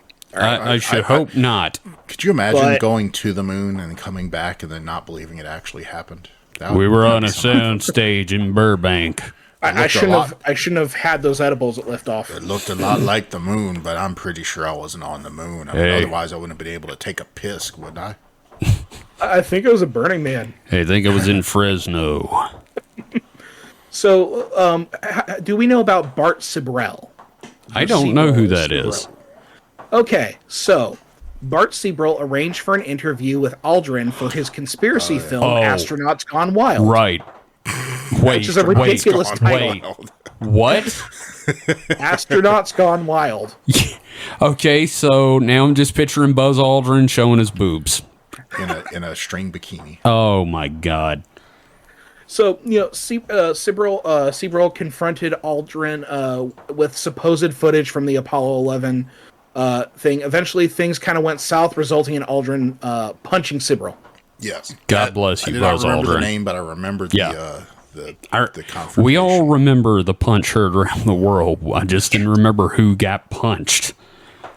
Now, Sibrel, like any good con man, has made quite a grift for himself peddling his moon conspiracies and interviewing astronauts under false pretenses. He's one of those assholes. Who Yeah. will, like, try to get to like, he's like a very, like, unfunny Borat. I was going to say he's like an even shittier version of Michael Moore, but okay. Fair enough. He's so committed to this grift that he has produced 4 films, all revolving around the Apollo 11 program and the theory that the moon landing was faked. The one good bit of news here is that as of 2019, his YouTube channel was demonetized. Yes. So, hey, that's great. Yeah. But it's I'm still gonna there. make things worse for us now. All right. Oh, no. I gave you a little sweet. Now it's time for the sour. So from this Rolling Stone article, we have this quote about a particularly popular YouTuber. Oh, no. Shane Dawson, for instance, a hugely popular vlogger with more than 22 million subscribers, has a video in which he promotes the idea that the moon landing was faked by the government. While he doesn't explicitly say he believes NASA faked the moon landing, he does say that it would not be a shock because the government fakes so much shit. I mean, we've talked about 9/11, we've talked about crisis actors. Why wouldn't the moon landing be faked? Why wouldn't we fake that just to win over other countries? It makes you wonder, have we actually ever been to the moon? And this video has been profitable for Dawson. According to Vox, he may have earned anywhere between $3,500 to $28,000 on it based on the ad revenue. Buzz Aldrin's dead, right? That's a good question. Is Buzz still with us? Because if he's not dead, I want to do a world tour with him just punching Nope, he's still alive. influencers. Yes, 92 years okay. old. Let's All go right. find me this shit. Buzz We're gonna Aldrin do put- it, man. I'm not doing a lot Buzz. of punching, but, Well, we'll drive We'll him give him, around. we'll give him a baseball bat. There you go. But no, so he said he doesn't. There were other conspiracies he voiced. 9/11. We talked about 9/11. crisis We talked about actors and- crisis. So yeah. it's not a far stretch for someone like that. But yeah, the fact to have a platform like that. I mean, social media. Oh, it gets so much worse. social media in general, I guess, has been. Wait. Did you just say it gets worse? Of course, It gets worse. How does gets it get worse, David? Okay. How much do you guys know about the NFL, the NBA? I don't watch it. national. Have you ever heard of Steph Curry? Nope. Stephen Curry? One of the biggest NBA players. He posited on a podcast that the moon landing was fake in 2018. Is he the one that was like did the flat Earth video from the plane? No. Okay, because the NBA seems to be full of people with really bad takes. Well, and here's the thing. Of note, there were several other NBA players on the podcast that agreed with him on this. Oh yeah. Well, so sports ball players in general, not to like piss them off, but here's guys that went to college but got out of actually doing classwork because the sports are more important than learning. Well, and there's a little good news here. Number one, like the big problem I have with this is that he had a huge fucking audience, and he does this shit. But he later apologized, saying his comments were in jest after a wave of people pointed out how ridiculous his claim was. Oh, good. Curry would later do an Instagram live chat with former astronaut Mark Kelly. Oh, Overall, the that's story cool. seems to have a happy ending, with Curry realizing the consequences of firing off claims like this on the internet. I wish other people would learn that lesson. Oh, it gets worse. No. God damn it. You build us up just to cut us back down. Yes. In a statement that surprises absolutely nobody, Joe Rogan has been on record saying the moon landing was fake. Can we just, from now on, I- being the host, I want to say that we have to preface his name with professional meathead Joe Rogan. I vote we fire Joe Rogan into the sun. Yes. Fire him at the moon and prove to it that we landed there. Yeah. I've listened to several clips of him talking about this. Everything He spouts every single insane theory about the moon landing. Every Single one. Every hot take from Joe Rogan just makes me want to die. Now, coincidentally, he is now peddling conspiracies of epidemiology on his mega hit podcast. Take of that what you will. Epidemiology? The viruses and that sort of thing. Yeah, Oh. no, he's Look. doing. He's not claiming. He's not saying he's anti-vax or anything, but he's just asking questions. Look, I just want the motherfucker to shut up and take his ivermectin and go lay down, okay? No, he did. He also did the actual stuff that worked, but he just did everything because why not? You're killing me, David. So yeah, arguably one of the most influential people on the internet, which it's terrifying to say that.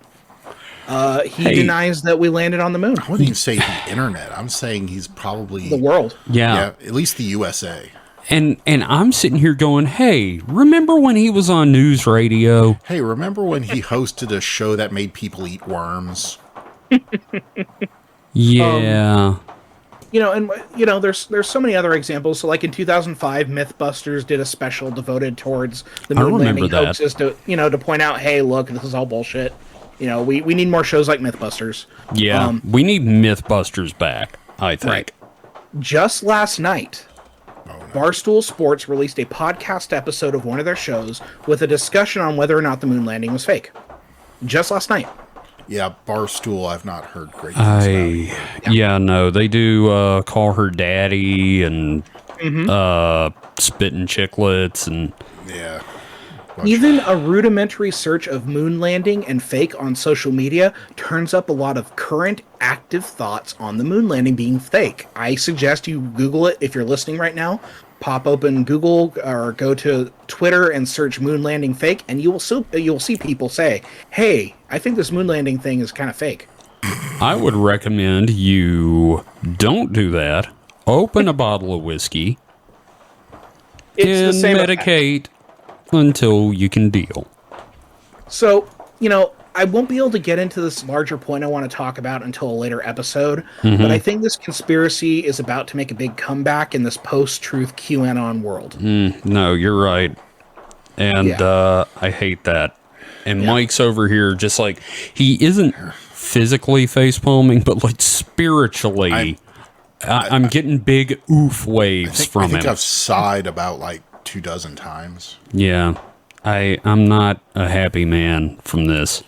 Right. We're Yeah. all highly upset right now. Also, it leads me to believe. So, they're wanting to go back to the moon within. I mean, the numbers keep changing, just And they keep because, pushing it back. just because it's the government. And, Political reasons and just But- budgetary reasons. but hopefully, sometime this decade. I wonder, how many people are just gonna not believe that too. Yeah. And it'll be some shit like it's all done by Weta. Yep.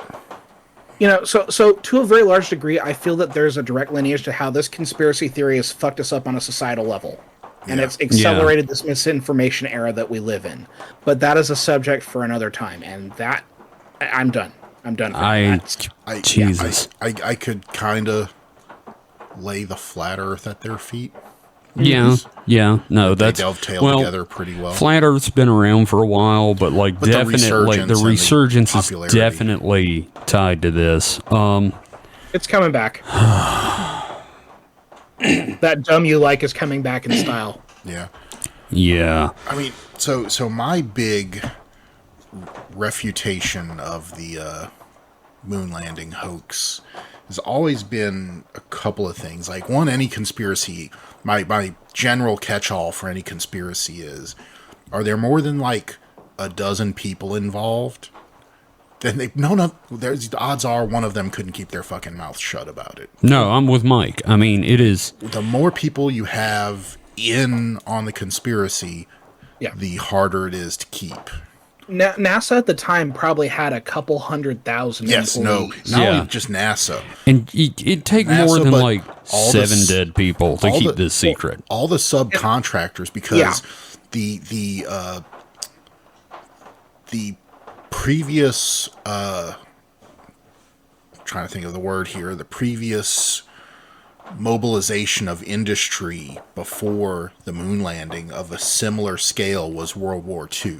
Yeah, I was gonna say it was the fucking war effort. Like they were asking freaking, you have M1 carbines made by the Singer's not typewriter, a sewing machine corporation and shit. Yeah. So this was kind of similar, not as big, obviously, but you had Chrysler making components for the moon landers. Yeah. I mean, Chrysler did have an aerospace division at the time, but it was nowhere near as big as some of the other players. Yeah. But still, senators being senators and, Congress people being Congress people, they wanted a slice of pie for their constituents. So that's why you see, like, the Stennis Space Center here in Mississippi, where they tested the engines. There's no logical reason to do that here. You would want to do them in Florida, about where the shit's being built. But the senators wanted some of that pie for their constituents, so it was just spread all over the country. Like, there's large too much components, infrastructure for it to have been like faked. The whole Gulf Coast is called the Space Coast for a reason, because dotted all along it, from Texas to Florida, are various places where the larger components were built because it was easier to ship them by barge. Right. Through the But how come there are no intercoastal stars in the waterways. photograph, man? I know. I'm just going by this. So all these hundreds of thousands of subcontractors that are making titanium bolts and everything. All that, you they could just dumped that shit at the bottom of the ocean you and could just say did a they- conspiracy. Exactly. You can say they built that for no reason. Well, obviously they built I can't say obviously, but lots of people saw, like thousands of people saw those rockets launch live, like out there standing there In person. in person. So, I'm sure some conspiracies say, oh, that was fake too, but, let's call that whatever. So even if they just built these giant rockets to go over the horizon and then fall into the ocean, that's still a lot of fucking money. That it's cheaper to just fucking go to the moon. So that's one part of it. That's just my general conspiracy. But also my big moon conspiracy refutation is the Soviets. If we fake this shit, they would be calling it on us like no tomorrow. They'd be like, Oh, yeah, no. comrade, you didn't actually go to the moon. I mean, they saw you making it. Khrushchev would just be slinging shoes left and right, they man. were monitoring us so closely that if there was any room for us to not have gone there, they would have been all over just it. slinging that mud everywhere. Been like, A Russian asset would have stood up, be like, "I knew you guys were full of shit." Right in the middle of mission control. yeah, no, they would have just brought the pain on us for faking What is that this shit. honky bullshit? What are you doing? Because I mean, they had You a did computing nothing. program. And that's the other thing, is that if ours was fake, they stopped theirs because their rockets kept blowing up and we beat them to it. So they figured, well, there's no reason to keep going. But if we had faked it and they knew it, They would have well, kept they would going. have kept going, got there, and see like, hey, look. We're actually here. There's no flag here. We put Exactly. our own flag here. We drink vodka. Oh shit! Open helmet. So Yeah, no, seriously. Soviets There's- are the biggest heel, I think, to this Yeah, conspiracy. I Because agree. they hated us. They I still didn't hate us. But even fucking think about that till you said it. That's a really good point, Mike. So, God, what a fucking nightmare of a conspiracy that's led to Hell World. well, I wouldn't say it led to it, but it definitely didn't help anything. It's a one stepping stone on the path. Yeah. All Well, right, and that's fair. why we need to do that like genealogy where Yeah. we just kind of draw those links, The because I bullshit think genealogy bop. it's becoming more important that we kind of fight this stuff where we can. Yeah. And when we first started this show, I was dead set against doing like conspiracies like this, but like now I'm like, we kind of gotta do it just for our own sanity.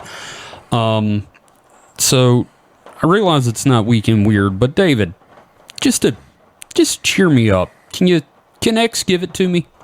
All right, let me see if I can find something. Because like Okay, I here we feel go. like I we got one. need X go and give it to you. I got one. Okay. It'll also round it out to 2 hours. So it's a picture of a big fat nug, marijuana. Okay. And the Yeah. thread is, Does smoking marijuana help or hinder spiritual growth in any way? Might not be the right question. I'm currently healing my body from an injury I had 6 months ago. Okay. And I'm doing this physically through stretching and mentally through meditation and subliminals. I find meditating while high to be more enjoyable as I am able to focus better on what I want. I don't know if it's the right thing to do, which is why I bring this up here. Anyways, is it beneficial? How have you used it? Should it be used at all? Okay, well, I think all three of us have had very different experiences with Substances. like that. I know I discovered that I am a thin shell between existence and non-existence. I am a black void full of screaming demons. And I personally found my spirituality shrank. So... I've had not great experiences with this stuff. Mike? You just chill. Yeah, I would say it was. He just chills and giggles. It was interesting, but it was not had no long-term impact on my spirituality. Like, music was really cool. Okay. But it's also really cool being drunk. Yeah. Yeah, music is awesome when you're drunk. So I'm not going to get into too specifics because I'm applying for a full-time teaching job. let me just phrase that. This guy, having had such an experience, a long time ago. It put me into an existential crisis. Like, I apparently did not do well. Yeah, wow, that's Kevin's first try. Yep. Yeah. Yep. I did not enjoy it. The second time, we just sat there watching TV and had a good time. Third time, I don't even remember coming home. I'd say not being alone helps, and lower dosages helps. Yeah. I mean, I think I may have bitten off more than I can chew. That seems to be the rule, because I know Kevin the first time. I had like a brownie the size of my head. And it was way too much. No, and you ate the whole thing? Uh-huh. Fuck. Yeah, no, it was a nightmare for like 48 hours. Like, for the first week, he said, I'm never doing that again. And I did it again, and we just watched Westerns and like Kolchak the Night Stalker and shit. Oh, man. That was doing that and watching Kolchak would be fucking amazing. Oh, yeah, no, that was great. Like a lot just do that and watch Columbo, too. Oh, I love Columbo. I'd say, like a lot of things like that, especially when you're not used to it, being in a safe space helps. Yeah. Well, I was in a safe space, but Kit was like, why didn't you tell me what was going wrong? I was like, I didn't remember how to talk. So... For me, it was in between bouts of like sobbing into my pillow about the state of the world. I was watching How It's Made. Oh God! Please tell me you watched the meat slurry. Yeah, there was one thing that they were making, and I got really concerned because I'm like, that seems really dangerous. Why are they doing this? God, I kind of want to get high and watch How It's Made, dude. Yeah, it's actually now that I could probably tolerate the stuff a little better. Not that I'm going to if my employers are listening. How It's Made would be great for that. Yeah, no, I think small dose, How It's Made. Yeah, that'd be okay. I think what blew my mind was watching them like form mold the plexiglass for a boat. Oh Christ! Wow. Yeah, I remember that episode. So, what are some of the responses to that? The first reply: fucks up your aura, fucks up your memory, fucks up your body. You should stop, but you won't. I agree with one of those. The memory thing's no joke. Yeah, no, But the others, aura. Aura. No. If you're addicted, it equals bad. If you consume, it equals good. What? Yeah. If you're addicted, it's bad. If you consume, it's good. So capitalism's awesome. Well, so if you consume it without getting addicted, you're fine. Okay. I guess that's their message there. I'm glad I've had nightmare experiences with a lot of stuff because, like, I don't want to get addicted to them. So yeah. Here's one. I once ate 3 space cookies in bed, eyes closed, lights off. This is good, very mild, but very difficult to get into the secret chamber. Like shrooms will make you see things every time if you do enough. Mescaline is normal difficulty. MJ is harder. It is like HBWR seeds and Amanita muscaria. That's I can't pronounce. It's a mushroom of some sort. You have to meet it halfway. If you don't even astral project, you might not see anything, even if you take a lot. So he's talking about the keeper at the gate. Okay, like, because there's actually somebody we work with I want to get on so we can talk about, like, experiences with mushrooms, because everybody always ends up talking about the keeper of the gate and then the entities. Weird. Oh, man. Yeah, it's a bunch of people arguing with each other and calling each other slurs. It's 4chan. It's X in 4chan. That's what's going to happen. Weed connects with Saturn 420. If you have good karma, you can smoke daily. Wicked people get judged by Saturn and stop. So it's the keeper of the gates. Yeah, basically. Okay. Yeah. So, thank you for that. That was actually kind of fun. A little bit of a palate cleanser. Yeah, it's like it's the ginger after the wasabi the wasabi of the moon landing hoax. And next week we're going to be talking about some less hardcore moon theories that people nonetheless take seriously. And me and Michael tackle those. Yeah, we got our 2 cents to say. Chuck into the machine. So you could see why I was like, no, we kind of need to do a full episode. No, there's no way we could. Yeah, I'm glad you did this. Of course, I'm also not glad you did this. So, thanks everybody for listening. As usual, David, where can they find you? You can find me on the social media as HP Comic. That is at HPKOMIC. You can also listen to my radio show on Deviant Behavior Radio called The Mutant Hours. And if you're a Spotify user, you can listen to the podcast version of that show where I talk to myself and play music. Woohoo! Mike, you got anything to plug? No, but I'm a shadow. I'm a myth. Plug the Mutant Hours. You've never heard about me. But look over your shoulder. I'm there. Oh shit! If you're high, Mike just fucked your brain. Well, me, of course, I'm here. You can also, every Wednesday at noon Central Time, you can listen to Bastard Beats, where I play albums or artists or genres. This week, we just got done with David Bowie's Hunky Dory, which was fun, and no idea what's coming next week on Bastard Beats. Next week on here, of course, more Moon. So, thank you for listening. You can find all of our contact information and everything at supernatpod.rocks or supernaturalselectionpod.com. You can find us on social at supernatpod on Twitter and Facebook. We have a Patreon, which we're getting back up to doing them bonus things. I'm reading Unexplained chapter by chapter. And we'll be doing some more collaborative stuff on there coming up soon. We've just had weird schedules. I think the next video is my choice. Oh, yes. Yes. Oh, yes. I'll find something. Yeah, we're either going to riff it or we're going to talk about that bullshit. So, yeah. Again, thanks everyone for listening. Your support, I cannot thank you enough for it. Don't forget to leave a review for us, if possible, on whatever your pod-catching app happens to be. Give us like a 5-star rating. But most importantly, like Mike has been saying, tell someone about the show. Someone of like mind. Somebody that may live under the overpass. Who knows? But I'm sure you know somebody that would like this show, so just share it wherever. We appreciate it. So yeah. That's pretty much it. So until next week, everyone stay safe and stay.